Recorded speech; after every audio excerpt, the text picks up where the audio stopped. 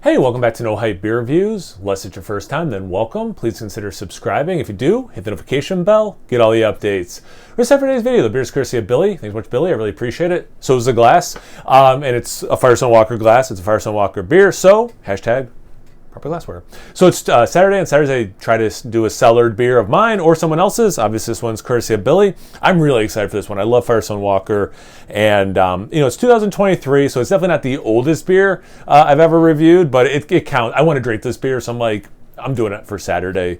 And it counts. It's still aged. So it's Paraboloid, which is like this like elite barrel series or program, whatever you want to call it, a vintage.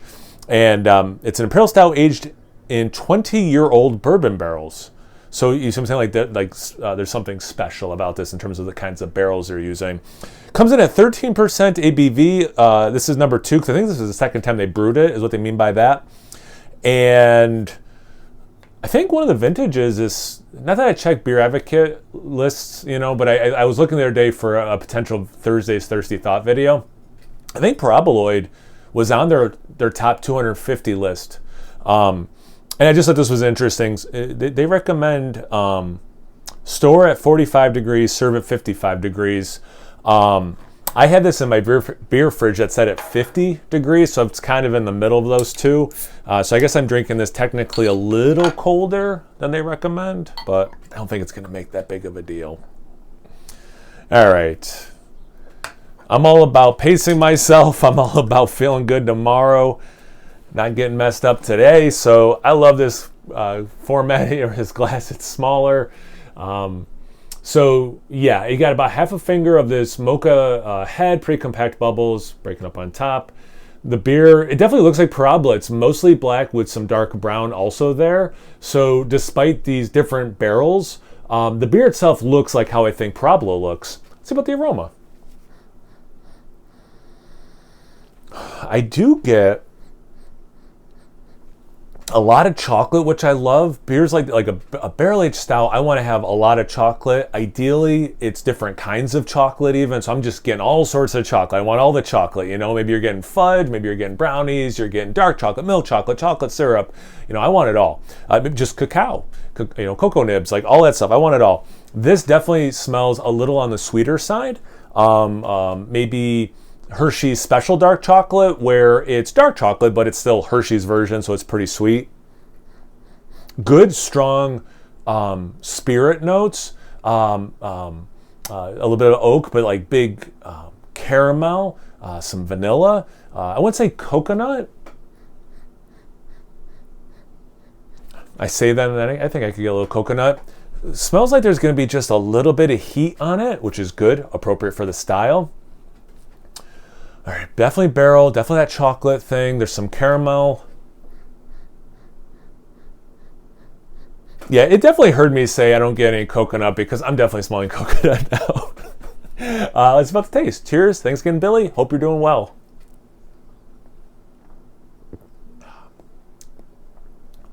Oh, that's nice.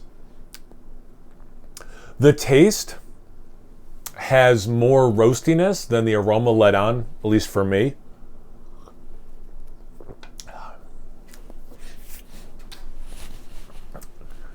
Man, yeah, okay. I was gonna say, man, if I was doing this blind, I might think coffee, but I know I wouldn't quite go there. It's not quite that roasty. I'm gonna dial back my thought and definitely say this is a nice roasty stout, roasty and toasty for sure. But it's not coffee. It's definitely beer is kicking that flavor profile out.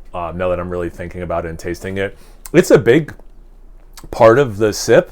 And it's huge in the aftertaste. It's in some very dark chocolate that has no sweetness or minimal sugar in it. Is still, this is a long finish. Char of the barrels, I'm still tasting. This is a oak. Wow, this is a super long, impactful finish. This is probably not the most interesting part of what to talk about, the aftertaste that long, my man. Yeah, I'm kind of waiting until I take another sip. I know, again, this might be not that interesting and maybe even a little bit boring, but there's still I'm waiting for the intensity to die down a little bit, and it's finally starting to dissipate. Like, that is a long, strong finish. It's flavors I like. And again, it doesn't go full coffee. This is messing with me because there's a little bit of a burnt coffee taste still in my mouth also. This is wild. Wow.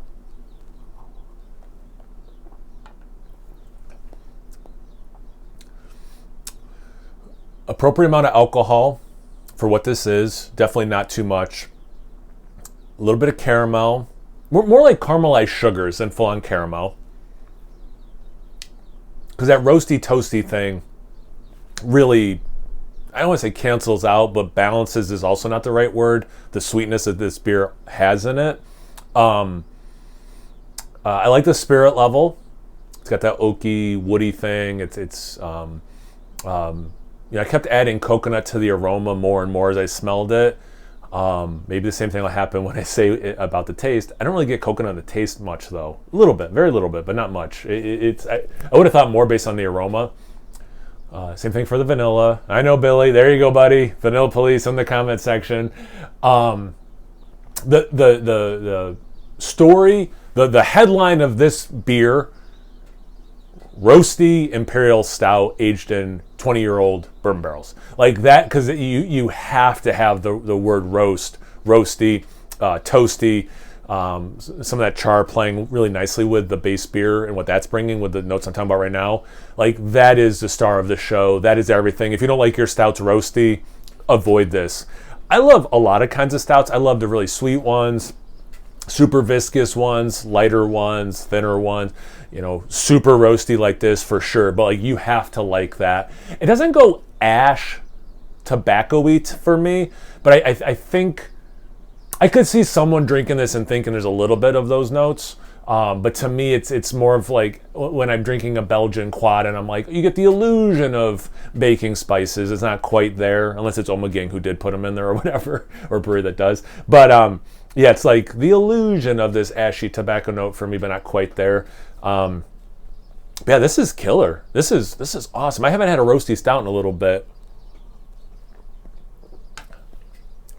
Yeah, I'm really liking that. There's some darker chocolate notes too. Yeah, I like this a lot. Billy, man, thanks again. I really appreciate it. I hope that came across crystal clear how much I like this.